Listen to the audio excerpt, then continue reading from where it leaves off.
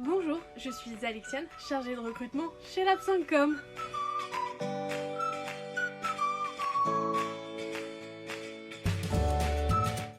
L'entretien annuel d'évaluation est un incontournable de votre carrière professionnelle. Comme tout entretien, il doit être préparé.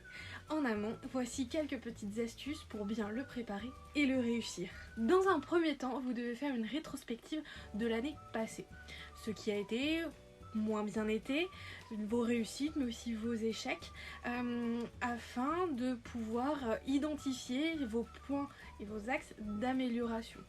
Sur quoi vous souhaitez passer par exemple une formation. Si vous avez remarqué que vous avez quelques petites difficultés de communication par exemple avec vos collègues, vous pouvez demander à ce moment-là une formation en communication. Dans la plupart des sociétés, quand on vous fixe le rendez-vous, en même temps on vous envoie un document, une grille d'évaluation. C'est dans ce document que vous allez remplir les points, vos axes d'amélioration et de fautes que vous avez pu trouver dans votre rétrospective. C'est aussi ce document qui va servir de support pendant l'échange. Pendant l'échange, vous devez avoir une attitude ouverte au dialogue, parce que vous allez revenir sur ce qui s'est écoulé sur l'année passée, ce qui a été ou moins bien été, et aussi trouver les meilleurs moyens pour régler ce qui n'a pas été. C'est ainsi que vous pouvez aussi être force de proposition si vous avez par exemple des petites solutions pour toujours améliorer cette communication avec vos collègues. Il est aussi important de ne pas se braquer si on vous fait des reproches. Alors, les reproches ne sont pas forcément quelque chose de blessant, mais ils peuvent vous aider à vous améliorer sur votre quotidien, dans votre travail. Il vaut mieux les prendre dans ce sens-là lors de cet entretien.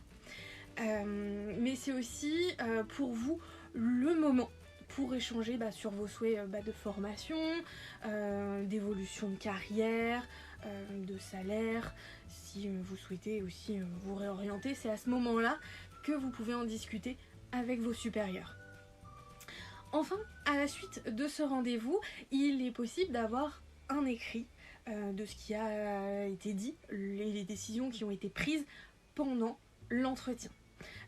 Si vous avez un document à ce moment-là, il doit être signé par vous et votre responsable. Quoi qu'il puisse se dire pendant cet échange, cela est fait pour vous faire évoluer professionnellement.